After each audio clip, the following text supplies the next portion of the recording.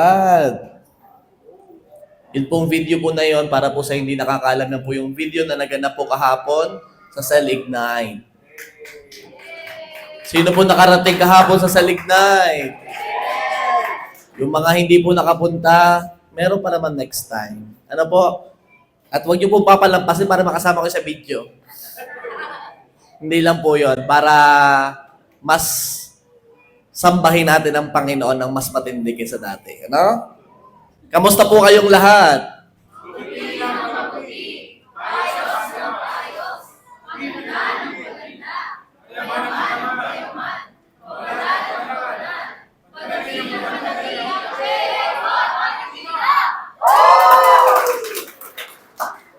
J1 Culture.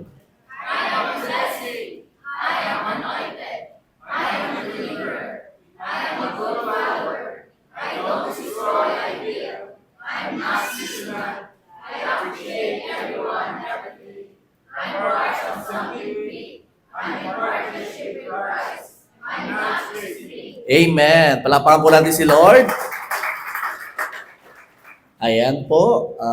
Meron pa namang kaunting upuan na natitira. Biyaya ni Lord. Yung po mga nakatayo, maupo po kayo. Find your seats. Sige po, yung po mga nakatayo. Sige po, have a seat. Meron pa po dito upuan sa harapan. Ano po, pag may dumating po. Ayan, okay. Start na po tayo. Sino pong ready na? Alam ko po ang bawat isa excited na rin po. Sino nga po palang first time po dito sa church? Yung first time lang nakarating sa lugar na to. Welcome po, welcome po, welcome. Welcome, hello po, welcome. Huwag po kayong mag-alala, huwag po kayong aalis agad mamaya. Meron po kaming pa-juice at patinapay sa inyo. For free. Sabi ng isa, yun lang pastor. Sige, sasamahan na rin natin ang prayer. Okay po, huwag po kayong mag-alala. Hindi po namin papalitan ng religion nyo. Lagi ko itong sinasabi. Ipapakilala lang po namin si Jesus. Amen?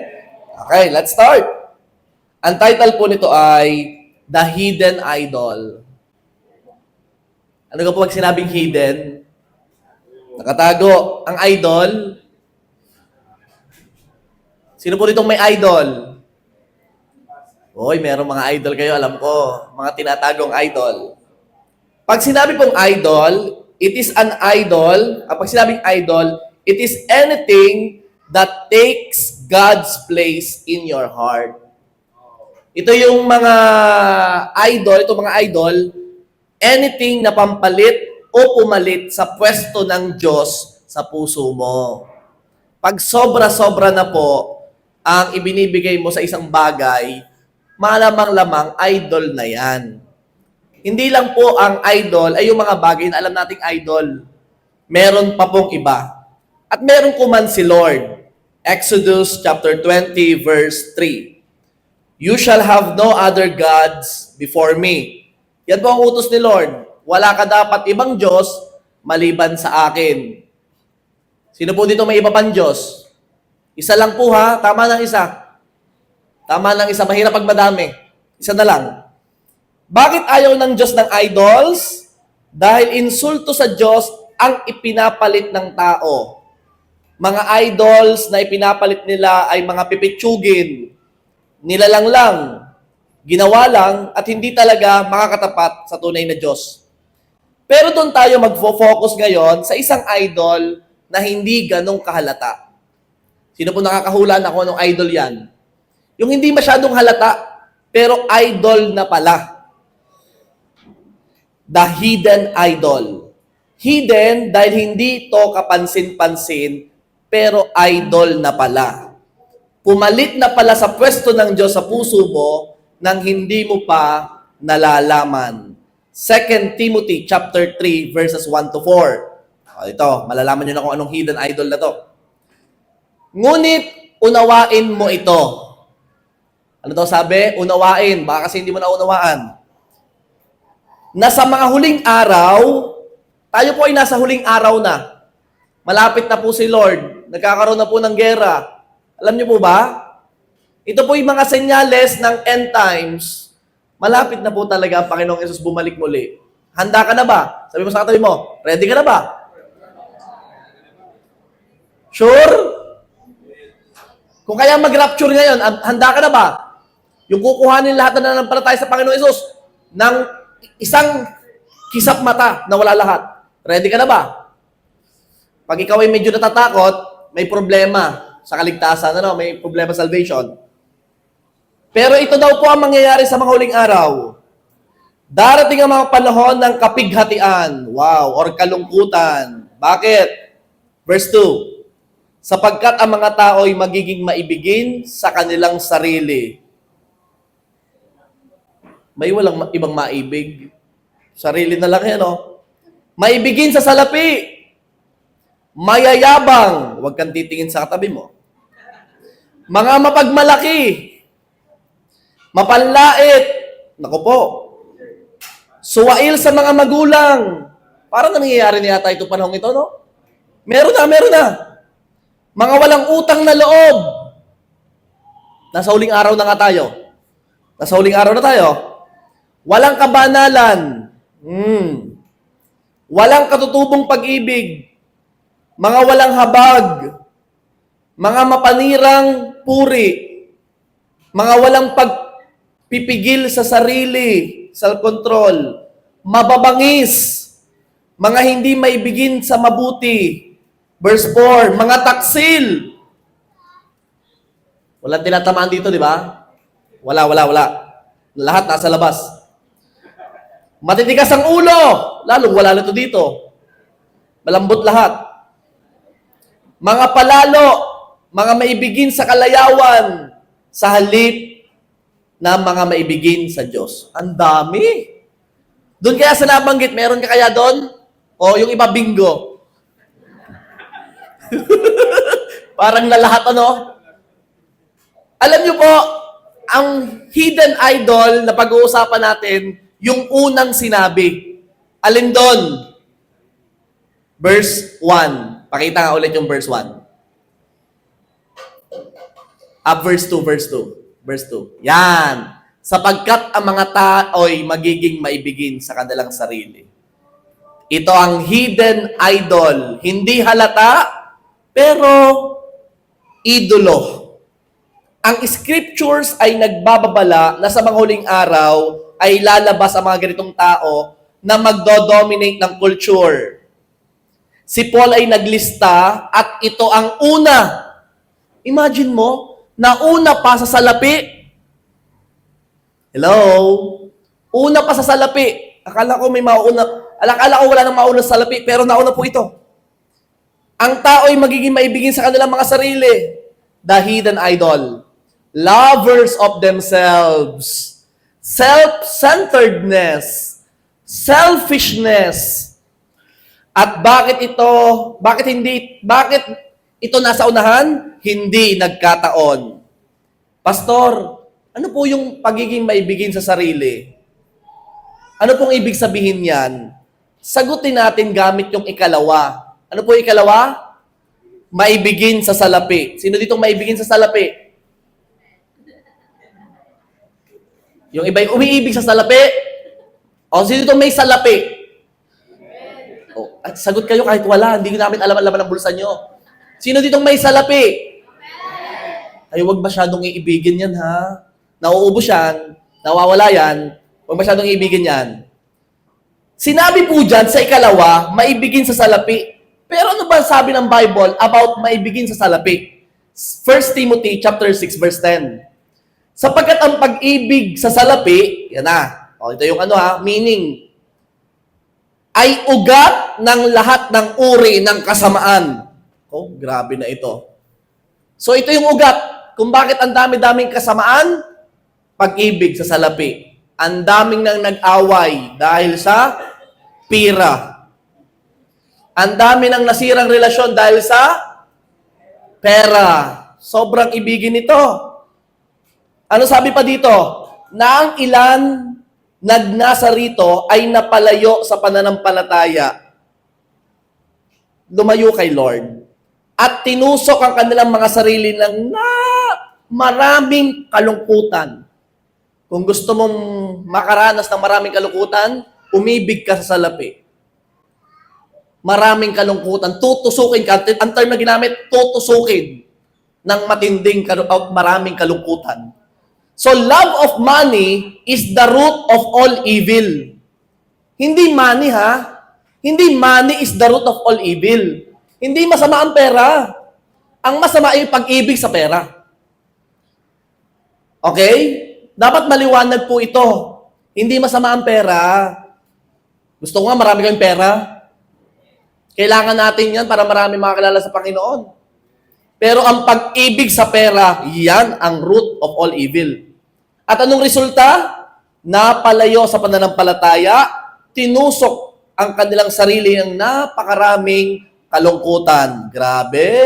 Kung gustong malungkot, umibig sa salapi. Kaya kung ikaw ay masyadong umiibig sa salapi, wag na. Ang Diyos na lang ibigin mo. At makakaranas ka ng napakaraming kasiyahan. Kung ganito ang love of money, na nakalagay lang sa pangalawa, tandaan mo ha, ang love of money nakalagay lang sa pang-second. Pero ang inuna ay pag-ibig sa sarili. Bakit kaya? Because self-centered love is the root of many sins.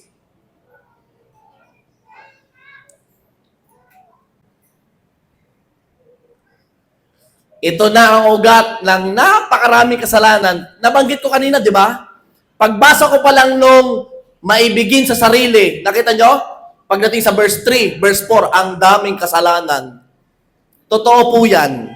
Kapag ang pag-ibig mo'y nakasentro sa'yo, humanda ka. Kasi kahit ano pwede mong gawin. Sabi mo, mahal ko ang sarili ko, pwede na ang ganito. Pwede yung ganyan. Wala makakapigil sa akin. Ito ang gusto ko. Pwede na to. Humanda ka sa napakaraming ugat ng mapakaraming kasalanan. Dito napapasok ang pride or pagmamataas or pagmamalaki. Sasabihin mo, sino ka para ganyanin mo ako? Capital A-K-O. Greed or pagiging sakim. Huwag kang papayag na ikaw ay mawalan. Ganid. Envy or inggit. Aba, nakabiling bagong sasakyan, siguro yung nakabudol. Abay, inggit. Inggit. Nakatagong idol po ito. Ano pa? Lack of forgiveness.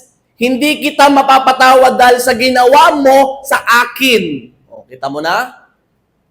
Gagawin mo lahat ng kasalanan. Basta ang pag-ibig mo nakasentro sa'yo. Ito pa, rebellion against God. Mas mahalaga ang nasa isip niya kahit alam niyang limitado lang ang kalaman niya kumpara sa Diyos. Anong ibig sabihin? Lord, ako masusunod, buhay ko to. Magsisimula ng napakaraming kasalanan gagawin mo. Kaya pinag-iingat po tayo ni Lord dito. When self sits on the throne, God is pushed aside. Pag ikaw ang nakaupo sa trono, papalitan mo ang trono na dapat ay si Lord na nakaupo, ikaw ang nakaupo sa trono. Walang ganito dito. Wala? Sige, mamaya. Tingnan natin. Habang tumatagal, mas gumaganda ang usapan. Pastor, kailan po ito nagsimula? Itong self-love. Itong self-centeredness love. Kailan nagsimula? This began in Eden, the Garden of Eden. The serpent tempted Eve. Tinempo si Eva. Totoo po ang balita. Si Eva ang unang tinukso, hindi po si Adan. Okay? Tingnan nyo nga po ang mga Eva. Yan ang mga Eva. Yan. Genesis chapter 3 verse 5. Sapagkat nalalaman ng Diyos na kapag kayo'y kumain noon, yung bunga ng kaalaman ng mabuti at masama, ay mabubuksan ang inyong mga mata. At kayo'y magiging kagaya ng Diyos. Yan na. Nakita niyo yung word? Kayo'y magiging kagaya ng Diyos na nakakilala ng mabuti at masama. So ano ang unang temptation? What is the original temptation? Self-exaltation. Itaas ang sarili, maging kapantay ng Diyos, maging kagaya ni Lord, ang unang temptasyon. Sino dito gustong kapantay ni Lord? Mahirap yan. Yung ikaw na masusunod sa buong buhay mo, buhay ko to, akong bahala. Para mo na rin sinabing, kapantay mo si Lord. Baka lampas pa. Ito na yun ha. Self-love na to ha. Ito na. Ang problema, ang pinang-tempt ng serpent ay maging kagaya ng Diyos. Hindi prutas ang ipinantempt. Kainin mo. Hindi. May ini-offer. Ang ini-offer ay ano? Maging kapantay ng Diyos. Pastor, ang ibig bang sabihin yan, hindi ko naiibigan ng sarili ko? Ba? Yang preaching mo, Pastor, parang sinasabi mong pababayaan ko na lang ba yung self ko? Hindi. This is the truth. Not all self-love is evil. Not all. Hindi lahat ng self-love ay evil or masama agad. Hindi. Merong tamang paraan ng pag-ibig sa sarili. Sabihin nyo nga po, tamang paraan. Ang Bible ay hindi nag-command na kamuhian ang sarili or pabayaan ng sarili. Walang ganong command sa Bible. Okay? Anong command? Ephesians 5:29. Ito yung command. Kailangan maging malinaw po ito eh. Ephesians 5:29. Sapagkat walang sino mang napupuot sa kanyang sariling katawan, kundi inaalagaan at iniingatan ito, gaya naman ni Kristo sa iglesia or sa church. Ano daw gagawin sa katawan? Aalagaan, iingatan. So mali, napabayaan mo yan. Kailangan mo talaga yung ingatan at alagaan. At the same time, yan po ay templo ng banal na spirito. Kaya dapat ipinahiram yan sa'yo, ingatan mo yan. Tapikin mo nga yung katabi mo, sabi mo, ingatan mo yan ha. Hindi kung anong ginagawa sa katawan na yan. Ingatan. Ingatan. Ha? Iisa lang yan. Walang ano yun? Hindi pwede mag-exchange. Palit naman tayo. Pagod na ako dito eh. Walang ganon. Iisa lang yan. So, iingatan at aalagaan. Merong napakalaking pagkakaiba ang pag-aalaga sa sarili as God's creation. Kasi created tayo ni Lord eh. So, kailangan mo talagang alagaan yan, ingatan yan. At ito ang tamang gawin. Pero, malaking pero, ang pagwa-worship sa iyong sarili as your own God, dito nagkakaroon ng pagkakamali. Pastor, ako, iniingatan ko ang aking sarili. Inaalagaan ko. Hindi ko naman wino-worship. Sige, check natin ha kung wino-worship o hindi. Hindi mo nga wino-worship o sinasamba, pero lagi na lang pinagbibigyan mo si self. Sino dito lagi pinagbibigyan ng sarili? May cravings? Milk tea.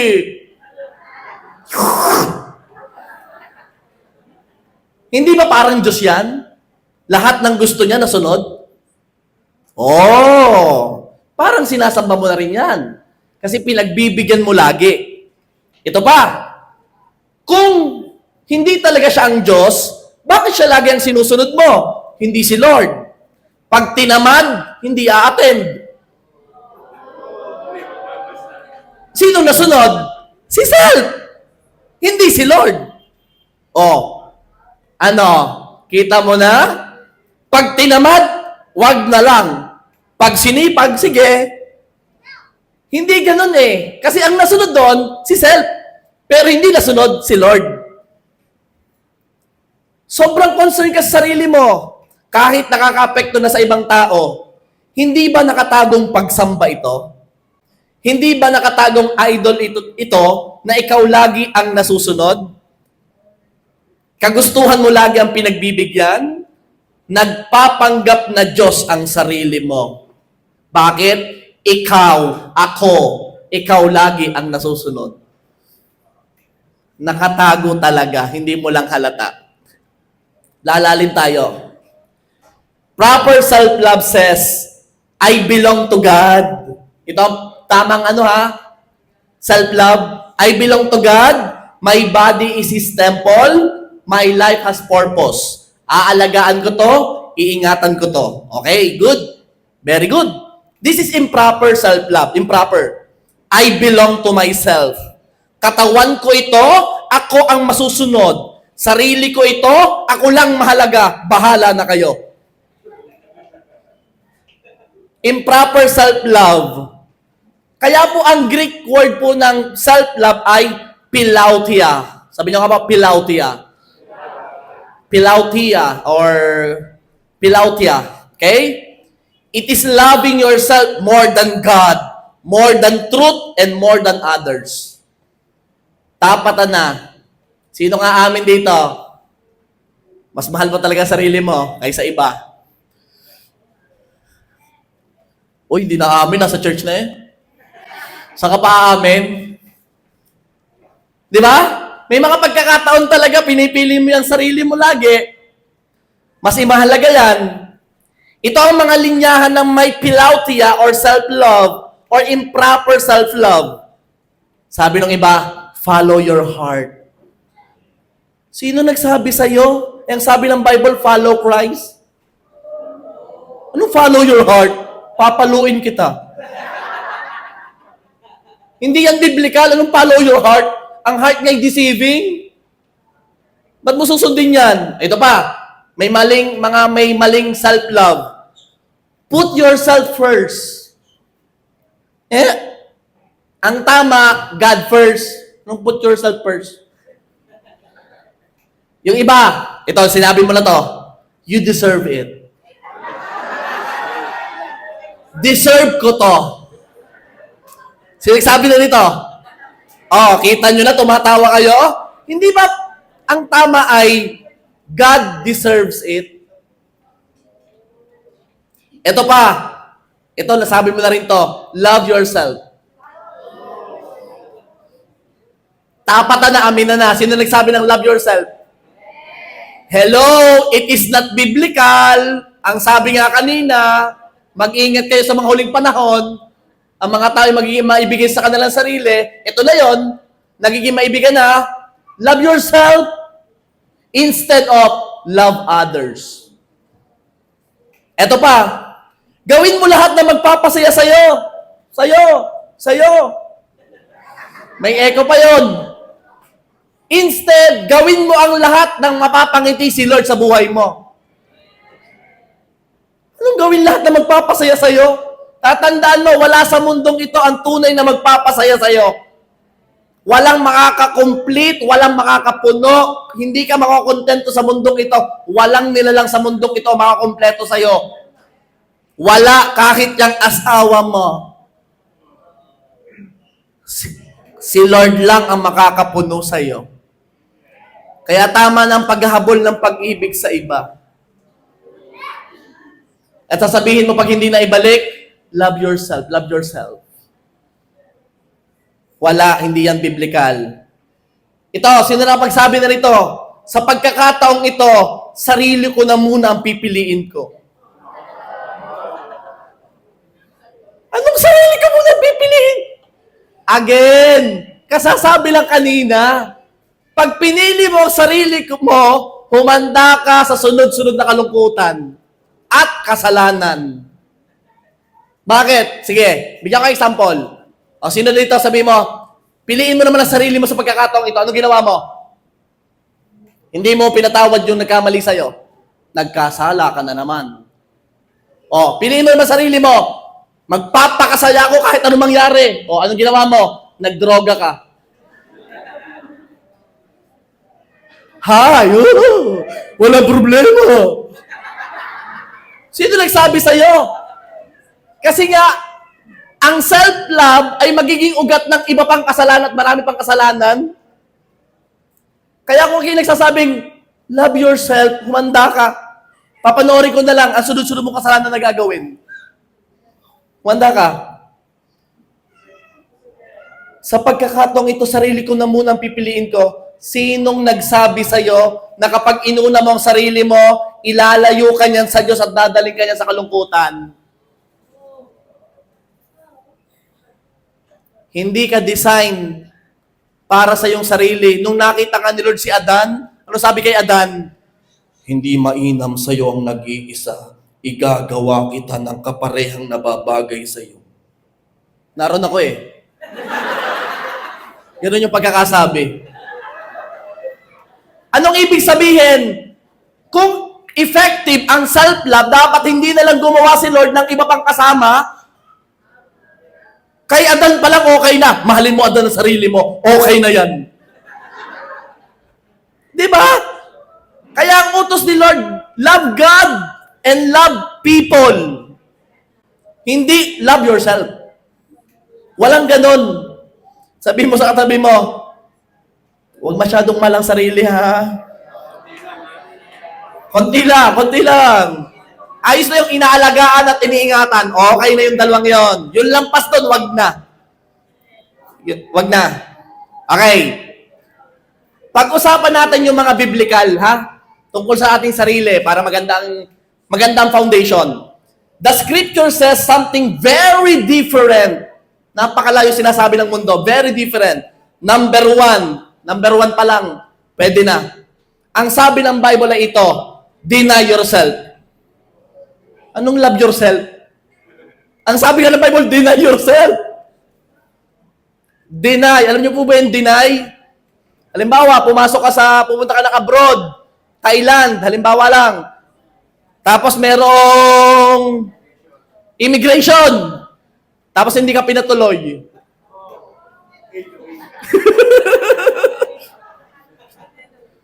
Hindi ka pwede. Mukhang magtatrabaho ka doon. Na-deny. Di ba? Deny yourself, hindi love yourself. Ang sabi ng Bible, deny yourself. Tanggihan ang iyong sarili. Huwag laging pagbigyan ng kanyang kagustuhan. Huwag laging mag-yes sa kanyang cravings. Sino dito nakahindi na sa kanyang sarili?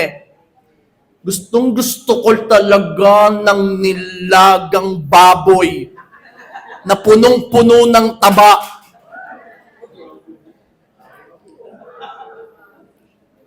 Pero ang inisip mo ay ingatan ang sarili, alagaan ito, bumili ka ng gulay.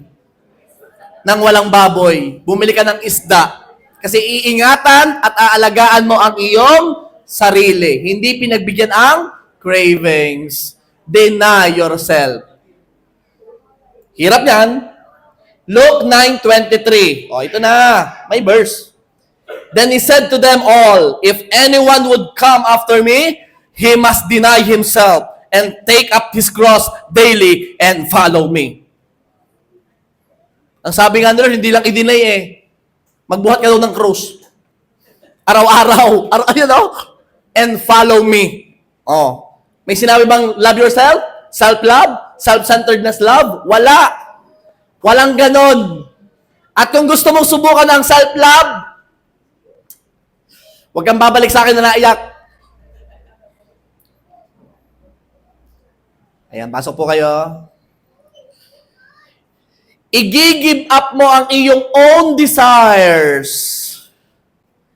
Pastor, mahal na mahal ko po siya. Hindi ko kayang mabuhay nang wala siya. Sinasabi mo lang yan ngayon. Pag wala na kayong makain, ewan ko naman.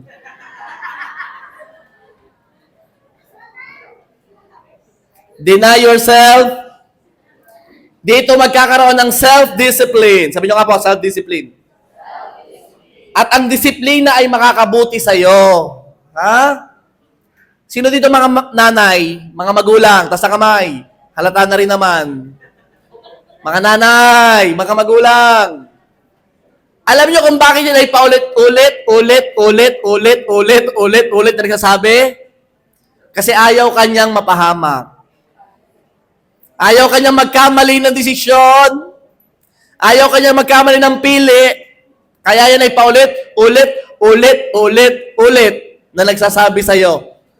Kaya huwag ka nang magtaka. Gusto niyang magtagumpay ka. Ayaw kanyang sumablay.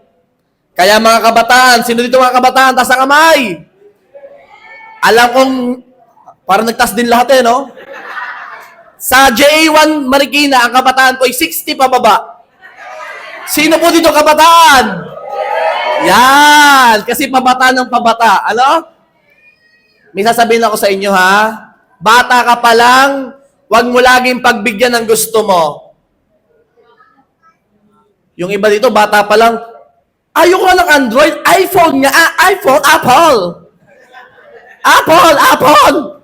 Hanggang umiyak na, hanggang ikaw nga, hindi mo alam na naghahanap buhay ang parents mo, nahihirapan din yan.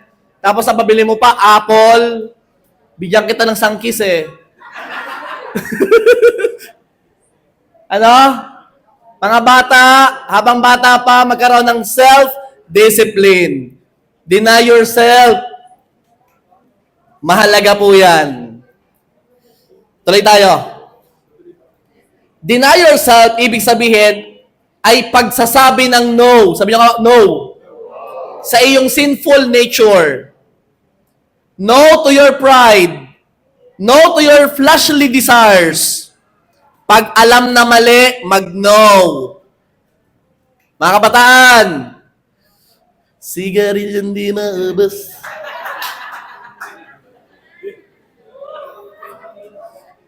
Say no! Gusto mo ba ng usok? Say no. Deny yourself.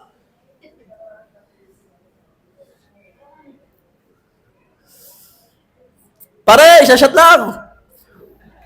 Deny yourself. Kahit gusto-gusto mo, wag. Kasalanan yan. At masama sa'yo.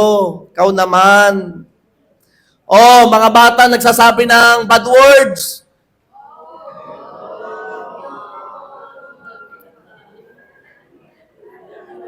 Pag ikay nakasalubong ko sa daan, ay si pastor! Ay, sorry. Isang araw ka, bibisita nga ako sa inyo. Yung bigla na lang kakatok. Opo. Nandiyan po ba si RB? Si RB, yan. Nandiyan po ba si Lods? Pag ikaw nakita ko doon nagmumura, siya ka. Nag-church ka pa naman dito. Ang mga tao naririto ay binabago ng Panginoon araw-araw. Amen? Eto na. Sa self-denial, mas binipili mo ang will ni God sa buhay mo kaysa sa will mo. It is saying, not my will, but yours be done. May gusto ako, pero Lord, yung kagustuhan mo ang masunod. Lord, meron akong mga, alam mo yon, ito yung gusto ko, ito yung target ko, ito yung gusto ko marating, ito yung mga gusto ko mangyari. Pero Lord, yung kalooban mo pa rin ang maganap sa buhay ko. Kasi yung plano ko maganda, pero yung plano mo mas maganda. Ganyan yon. Kaya 1 Corinthians chapter 13 verse 5, hindi magaspang ang kilos. Ito yung definition ng pag-ibig. Hindi nito ipinipilit ang sariling kagustuhan. O, yan ang pag-ibig. Hindi ipinipilit ang sariling kagustuhan. Sino dito lagi nagpipilit? Yan ang pag-ibig. Hindi ipinipilit ang sarili. Mahalin mo ako!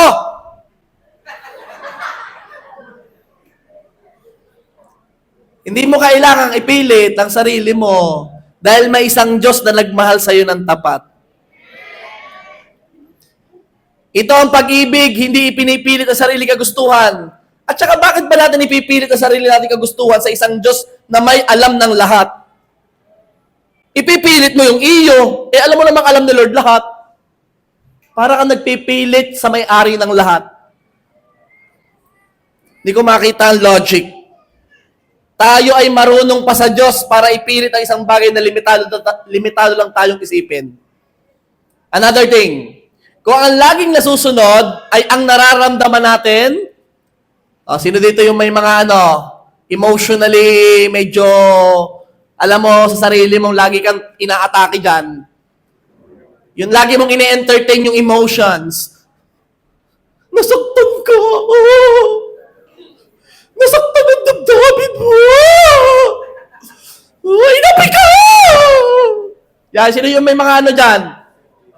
Kung ang nararamdaman mo, hindi ko naman binabasta yung nararamdaman mo ha. Maaring totoo nga nararamdaman mo, pero hindi dahil totoo ay susundin mo na. Hindi dahil totoo ay may gagawin ka ng pagganti. Deny yourself. Deny. Kasi kung lagi mong i-entertain nararamdaman mo, mamaya ilalayo ka nito sa totoong design ng Diyos sa buhay mo. Nasaktan ako, ano gagawin mo? Gaganti ako. O yan na. Magkakasala ka na naman kasi pinagbigyan mo naman sarili mo. Ang laki-laki na naman si self mo. Ang laki-laki naman ng patamaan mo. Alam mo, ay pa'y dumating ka sa punto na kahit anong ibato ng ibang tao sa'yo, papapapap, hindi mo kailangang umilag. Sige, more! Hindi na ako. Okay na ako lahat yan. Nalampasan ko na lahat yung biyaya ni Lord. Kahit ano sabihin mo, okay lang dahil mahal ako ni Lord. Tapos na yun. Alam mo, yung mga nagsasabi sa'yo na negative, mapapagod lang. Ikaw kasi, lagi mong pinapatulang, kaya naman lalo nagpapapansin. Sabi mo sa katabi mo, partner, hindi lahat pinapatulan. Ikaw naman, ang laki-laki na eh. Pinapatulan lahat. Sino dito yung inuuwi mo pa hanggang bahay nyo? Hanggang paghiga. Bakit kaya nasabi sa akin yun? Grabe talaga. Napuyat ka na, nag-overnight na sa'yo. Hanggang umaga. Napakatindi naman ang epekto sa'yo ng tao ngayon. Hindi mo yan ginawa sa Diyos na in-overnight mo rin si Lord.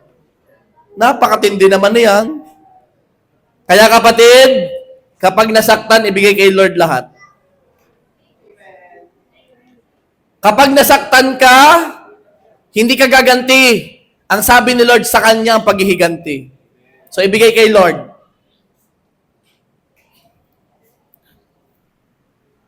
And I pray, araw-araw ng buhay natin, i-deny natin ang ating sarili. Kasi kapag yan ang nasunod, tatagal ka sa yung lupang pangako, magandang plano ni Lord sa buhay mo, baka tumagal, kasi lagi mo nang pinagbibigyan ng sarili mo. Tingnan mo ang iyong postura ngayon. Tingnan mo lang, yung shape, lagi mo kasi pinagbibigyan eh. Tingnan mo lang, i-observe mo lang sa salamin. Harap ka sa salamin, tapos tingnan mo, yan o, mo. Ayan o. Kita mo na. Dahil hindi mo dinay ang sarili mo, pinagbigyan mo ng pinagbigyan, tingnan mo yung itsura niyan. Di ba? Tatandaan mo, pinaghirapan mo yan. Ka-oo mo yan sa sarili mo, kaya ganyan. Sabi mo sa katabi mo, mag-no ka kasi. Huwag ka nang magtaka kung bakit mataas ang kolesterol. Kinain mo lahat, pinagbigyan mo si self. Huwag magtaka kung bakit mataas ang sugar. Lahat na lang pagkatapos kumain, may cake, may ice cream, may soft drinks. Deny yourself, please. Simple lang yon. Pero, hindi na yung sarili. Wag love yourself. Love yourself. Deserve ko to. Isang buong cake. Deserve ko to. 1.5 na coke na punong-puno ng yelo. Woo! Deny yourself. Magtubig ka. Hindi lagi pinagbibigyan, ha? Hindi lagi. Number 2. Mas malupit yung number 2. Siguro hanggang number 2 lang tayo. Hanggang 3 to eh. Baka yung number 2 hindi nyo kayanin. Yan na! Pastor, yung deny yourself, mahirap. Yan pa, lose your life. Mas mahirap yan. Pero yan, sabihin ako sa'yo. Lose your life. The gospel is not to love yourself more. Walang ganung gospel. The gospel is lose your life in Christ and find your true life. Matthew 16:25. For whoever wants to save his life will lose it. But whoever loses his life for me will find it. Grabe. Mas maganda sa Tagalog. English kasi, no? Tagalogin natin. Mateo 16:25. English din yung 16:25. Yaman na. Sapagkat ang sino magnanais magligtas ng kanyang buhay ay mawawalan nito. Ngunit ang sino mang mawalan ng kanyang buhay dahil sa akin, dahil kay Jesus, ay makakatagpo nito.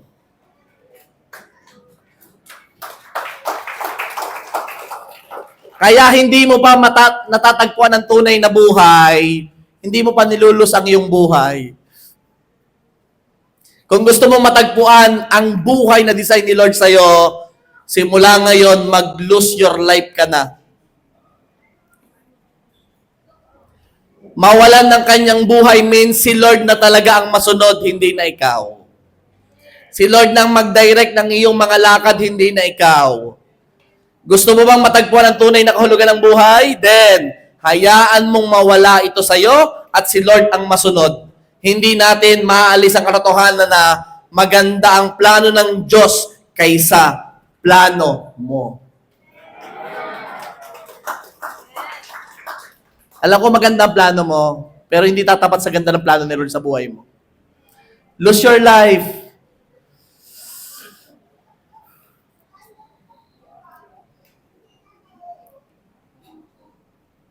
Ang gagawin mo na hindi lang ang gusto mo, kundi ang gusto ng Diyos sa buhay mo.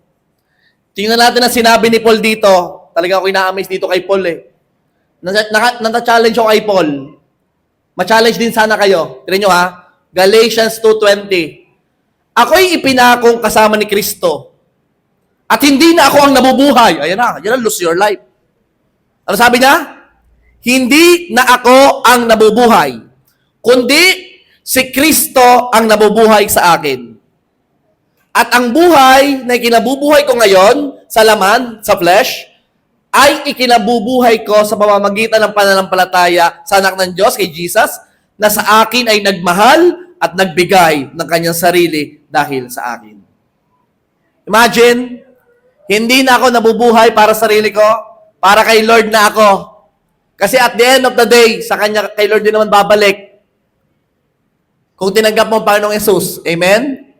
Kaya kung mabubuhay ka ngayon at nabubuhay ka sa pansarili mo lang desire, sa pansarili mo lang na gusto, sa pansarili mo lahat decision mo, ikaw lahat ang nasusunod, kapatid, hindi mo matatagpuan ang tunay na buhay na design ni Lord sa'yo. Sabihin mo, sayang. Sayang ang buhay. Kaya mamayang gabi, manalamin po tayo ha. Kausapin niyo po sarili niyo. Kayo lang mag-isa ha. Mahirap pag may kasamang iba. Ikaw lang mag-isa, yung nakaharap sa salamin, sabihin mo, tapatan na. Ikaw ga. Ano kang plano mo? Kausapin mo lang ha. Tapatan na. Ikaw kasi kung umasta, parang ang buhay, 1,000 years. Maikli lang ang buhay. Mag-decide ka na. Susunod ka kay Lord o hindi? Decide na agad. Gusto mo maging maayos ang buhay mo? Hindi. Decide na agad. Susunod na, aayusin ang buhay? Yes or no? Mamayang gabi ha. Kausapin niyo po. Sino wala ka salamin, bibili ko. Yung buong salamin, dapat, yung kita pati sarili. Ikaw, hindi mo dinidin ang sarili mo. Tinan mo ang nangyari. O yan yung una. Pangalawa, kausapin mo talaga. I-surrender mo na ang buhay mo sa Panginoon. Kailangan mo yon.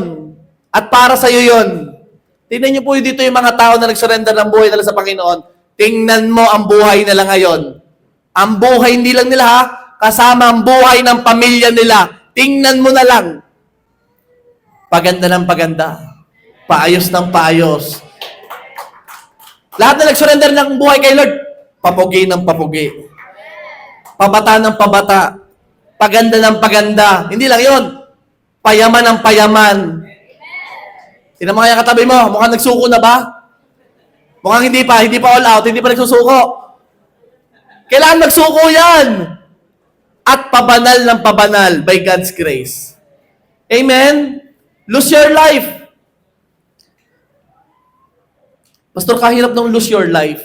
Huwag kang mag-alala. May nauna nang nagbigay ng buhay niya, walang iba kundi ang Panginoong Yesus. Kaya madali nang isuko ang buhay sa Diyos. May nauna na. Sige nga. Tuloy natin ng konti. Number 3. Parang bitin pa ako eh. Number 3. Don't be selfish. Huwag maging makasarili. Sino dito mga makasarili? Huwag yung amen. Ma-judge kayo. Huwag maging makasarili. Philippians 2 verses 3 to 4.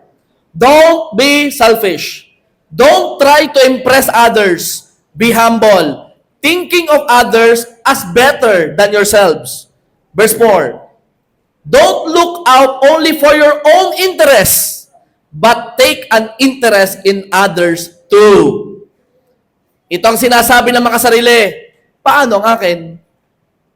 O yun ang makasarili. I deserve better. Ano pa sinasabi ng makasarili? I came first. Diyan ka sa likod.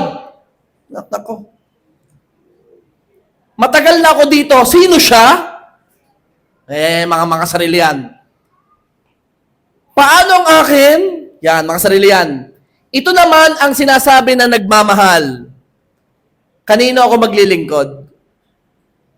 Kanino ako magbibigay? Ikaw na muna. Yung aking upuan sa iyo na. Ito, upo ka na. Dito ka, malamig dito. Yan. Ito ang pagkain, mamaya na ako. Yan. Sino yung ganito? Ako na muna, gutom na ako. Ako una, kanina pa ako dito. Ay, don't be selfish. 1 Corinthians chapter 10 verse 24. Huwag hanapin ng sino man ang kanyang sariling kapakanan, kundi ang kapakanan ng iba. Pastor, bakit po kaya pinapauna yung sa iba kaysa sa sarili? Sino dito ang nakatulong na sa iba? Anong feeling? Ay. Yung natulungan mo sarili mo, anong feeling? Masaya din naman. Pero yung nakatulong ka sa iba, anong pakiramdam? Kumpara sa natulungan mo sarili mo. Di ba? Mas masaya kapag ang buhay mo ginagamit mo sa iba. Mas masaya talaga. Kung puro ikaw na lang ang tatanggap niyan, ay, sayang ang blessing. Ang blessing ay dapat makarating sa iba. Don't be selfish. Kaya banyaman na hindi man lang namimigay. Sino dito mayayaman? Pag-scholar naman. Gaano ka karami pang gusto? Sino dito maraming time? Maglingkod naman kay Lord. Sayang ang life. Sino dito ang tambay? Wag amen. Sa lahat ng tambay, I declare magkakatrabaho ka na. May tambay nga. Huwag hanapin ang sino man ang kanyang sariling kapakanan, kundi ang kapakanan ng iba. Ang greatest example natin dito ay si Jesus. Bakit? Deserve niya ang mga bagay dahil siya ay anak ng Diyos, pero hindi niya pinili yung role na yon. Anong role ang pinili niya? Kasi dapat ang role niya paglingkuran siya eh. Kasi anak siya ni Lord. Anak siya ng Diyos eh. Instead, anong role ang pinili niya? Philippians 2, 5-7. Magkaroon kayo sa inyo ng ganitong pag-iisip na kay Kristo Jesus din naman. Verse 6. Na siya'y bagamat nasa anyo ng Diyos, ay hindi niya ituring na isang bagay na dapat panghawakan ang pagiging kapantay ng Diyos. Pwede niyang gawin na para siyang Diyos eh. Pero hindi niya yun pinili. Anong pinili niya? Verse 7. Kundi hinubaran niya ang kanyang sarili at kinuha ang kanyang alipin na naging katulad ng tao. Ang role na dapat kay Jesus ay isang Diyos. Pagdating dito, pwedeng hari. Pero hindi niya pinili yon. Ang pinili niya, pagiging alipin. Tandaan, Diyos na yon. Siya'y Diyos, pero hinubad niya yon at kinuha ang anyo ng isang alipin. Pero tayo, listen very carefully. Tayo, grabe ang yabang natin. Tao lang tayo, pero kung umasta parang Diyos. Sabihin mo sa katabi mo, tao ka lang. Pero kung umasta parang Diyos, ako masusunod. Ako may alam ng tama at mali. Gagawin ko lahat sa katawang ito, ako masusunod. Grabe ka. Si Jesus nga, pagbaba dito Diyos, pero hindi niya ginawang sarili niya na Diyos. Ginawa niya sarili niyang alipin, pero ikaw, pagdating mo dito sa lupa, ano sabihin mo, Lord, ganyan ka, ako malusunod. Magjojowa ako ng 10. Mag-aasawa ko 5. Gagawin ko lahat sa sarili ko. Lahat ng klase mamahalin ko. Wow, bumaba sa lupa ang kakaibang Diyos. Grabe. Kaya huwag kayong maniniwala sa mga lagi nagsasabing love yourself. Kaawa-awa ka sa dulo. Lahat ng kasalanan magagawa mo dahil dyan. Nakakatakot. Tao ka lang, nilalang ka lang, huwag kang umastang Diyos. Hindi mo alam lahat. Salamat sa Panginoong Yesus. Siyang nagpakita na kahit siya'y karapat-dapat sambahin, hindi siya, kahit siya'y karapat-dapat sambahin, hindi niya ginawa yon. Bagkus siya'y naging alipin, siya'y naging lingkod. Itigil na lagi ang pag-iisip sa sarili. Isipin ng ibang tao. Salamat sa biyaya ng Diyos dito. Sino dito na-invite ka ng kasama mo dito? Alam mo kung bakit ka ni-invite? Hindi dahil, pogi yung pastor dito. Ano magyabang? Yan ang example ko. Bakit kayo in-invite? Kasi ayaw kanyang mapahamak. Ayaw niya. Kasi concern siya sa'yo. Hindi siya makasarili. Bakit?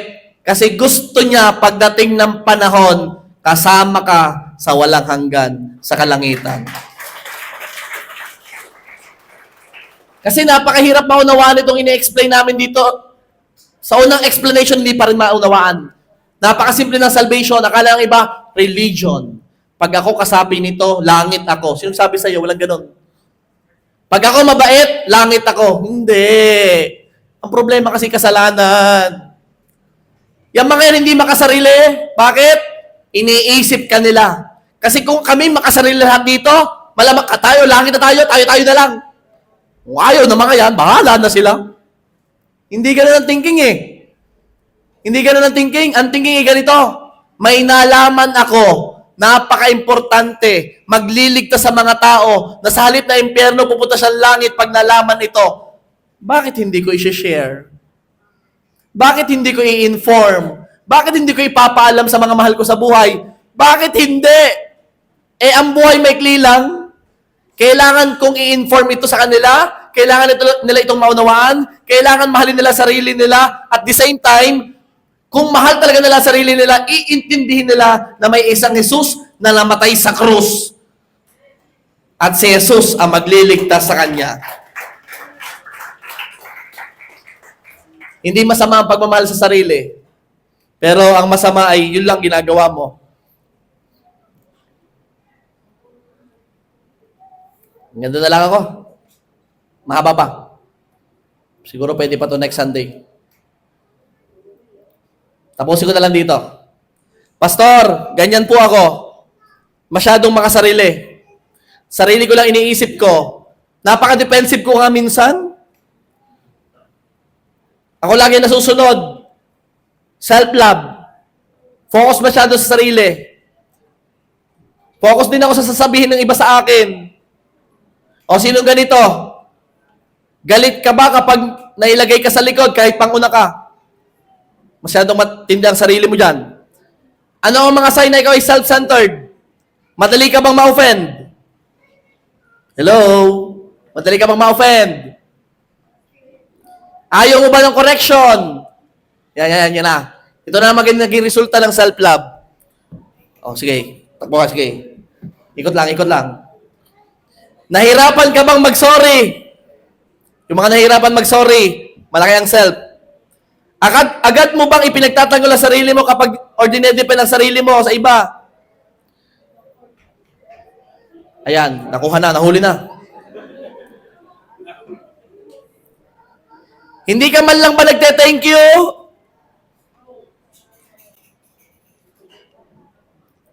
Sinusukat mo ba ang katotohanan dahil sa iyong nararamdaman? Dahil kapag nasaktan ka, automatic, ikaw ang tama at silang mali. Nako, baka self-centered na yan. Sino dito gustong masolusyonan ito? Ito ang solusyon.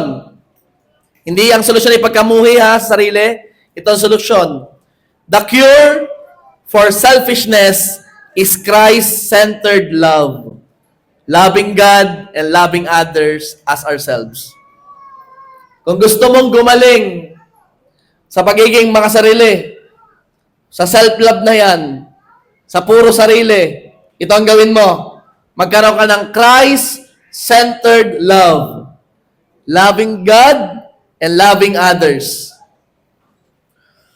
Masasaya ka, kapatid. Bakit maraming nalulungkot? Because of misdirected love. Basta ano yung misdirected love? Kasi yung love na nakadirect sa sarili, ang tawag doon, misdirected love. Bakit? Kapag tama ang direksyon ng pag-ibig mo kasi, magiging masaya ka. Kaso nakadirect ka sa sarili, kaya lagi kang malungkot. Dapat nakadirect kay God at nakadirect sa ibang tao. Dahil kapag tama ang direksyon, siguradong ito talaga ang solusyon. Dahil kapag Christ-centered love, hindi mo kailangang sobrang mahalin ang sarili mo dahil may isang Jesus na sobrang nagmahal sa iyo at magmamahal sa iyo. At may ibang tao na magpapakita nito sa iyo kapag tunay kang umibig sa kanila. Yung iba kasi natatakot. Ayaw nang umibig sa iba. Kaya sarili na lang inibig. Huwag kang mag-alala. Kapag na kay Kristo ka, ang bawat pakita mo ng pag-ibig, si Lord ang magbabalik nito. Ang pag-ibig na ito magdadala sa iyo sa fullness of joy. Hayaan mo ang pag-ibig ay palabas. Hindi laging pakabig. Palabas. Magbibigay ka. Ikaw ang mag-share sa iba. Hindi laging paloob. Hindi laging papunta sa iyo. Palabas. Ikaw ang giver. Hindi ikaw lang ang receiver. Ikaw ang magbibigay. Tama na ang pagtingin lagi sa sarili. This time, titignan natin ang Diyos at titignan natin ang iba. Sa totoo lang, you are blessed. Ikaw ay blessed. Akala mo lagi, ikaw ay pinagkaitan ni Lord. Napakaraming tao na, sa totoo lang, pwede mong lapitan at ikaw ay magiging blessing sa Kanya. Kaya tama na ang pag-focus sa sarili. Hindi ka kulang. Walang kulang sa'yo. Dahil may Kristo ka na pupuno sa'yo. Amen? Sige po. May gagawin po tayo ngayong oras na tayo po tumayo lahat.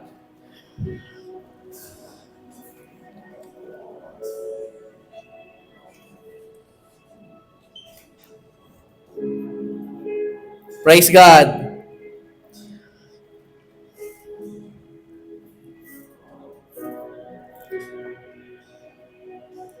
Makikibukas nga po ng ilaw. Bukas nga po ng ilaw. Ipapakita ko sa iyo na kapag nagbigay ka sa iba, nagpakita ka ng pag-ibig sa iba, mas masaya. Pwede ba sa pagkakataong ito, lalapit ka sa 31 katao. 31. Dami, pastor. Mga 31. Bibilang ka ng 31, ha? 31 katao. Kakamayan mo lang, tapos gingitian mo lang. Kakamayan mo lang, tapos ngingitian mo lang. Yun lang gagawin mo, ha? Kamay, sabay ngiti. 31. Okay? Ready? 1, 2, 3, go! Kamay, ngiti. Yun lang gagawin mo. Kamayan mo lang, tapos ngitian mo lang. Sige. Palabas ang pag-ibig, palabas. Kamayan mo, umikot ka, ikot. Umikot ka sa bandang likod, kamayan mo, tapos ngitian mo lang, ha? Kita nyo kung nagagawa niyan, ano? Di ba? Kita mo yan? Di ba? Oh, kamayan mo. Wala ka ba, hindi ba nakaka-30, 31, 31.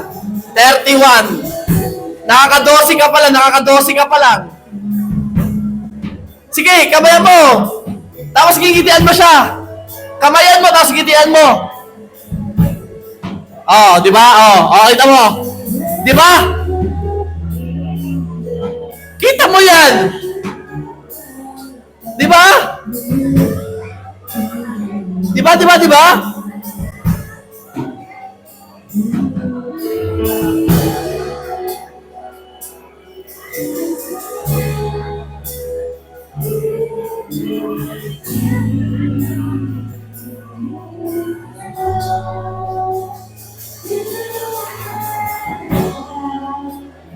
Oh, nakaka-20 na, 20 na, nakaka-20 na. 11 na lang. 11 na lang, 11 na lang, 11 na lang. 11 na lang. Kita mo yan? Parang lumalaki yung ngiti mo. Oh, parang mas sumasaya ka, no? Di ba mas sumasaya ka?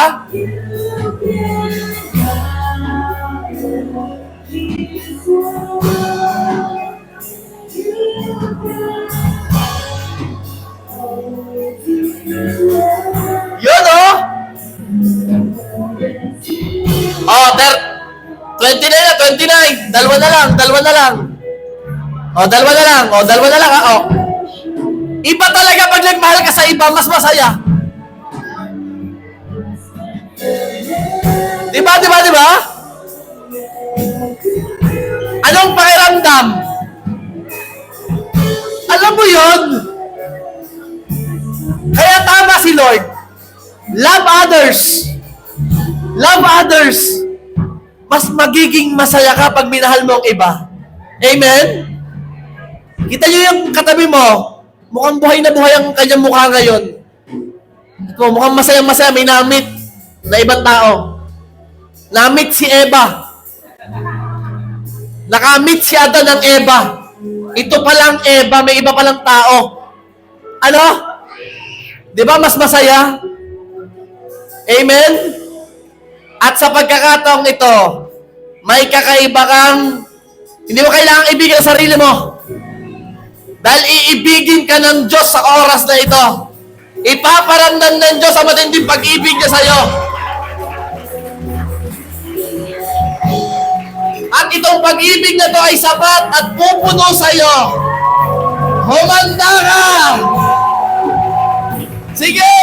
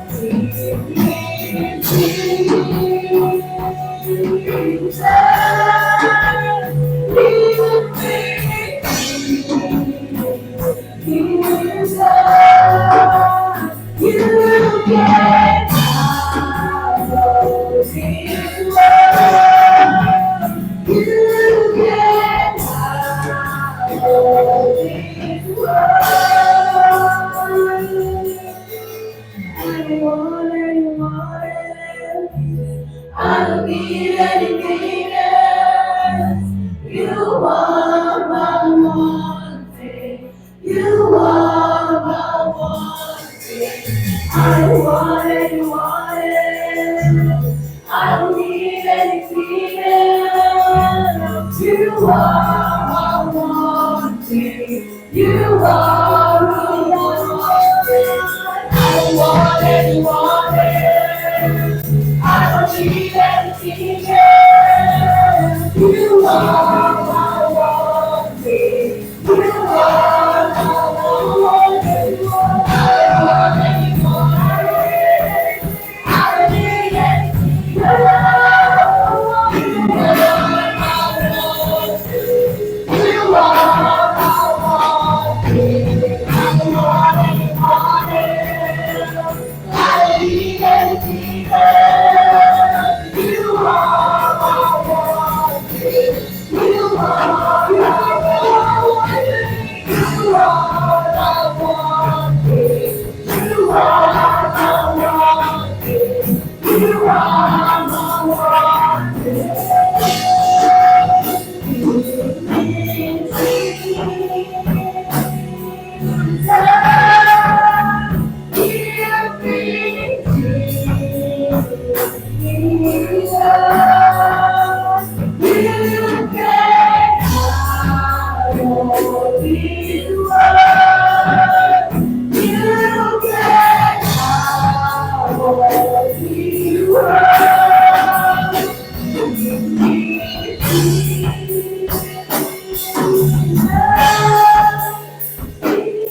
Right now, kindly close your eyes, bow down your heads. Right now,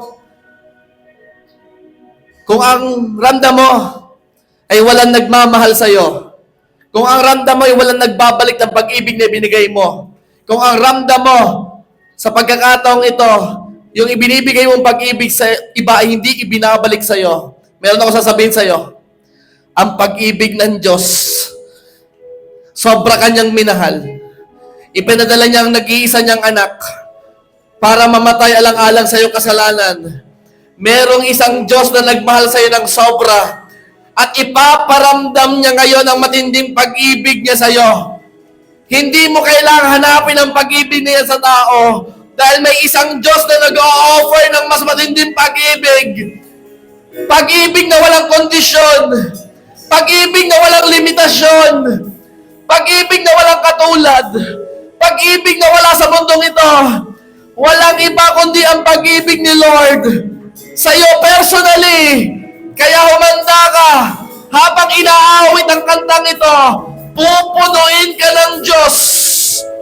Pupunuin ka ng Diyos. Ang pag-ibig na hinahanap mo ay matatagpuan mo na. Ito na yun! Ito na yun! Ito na yun! Ito na yun!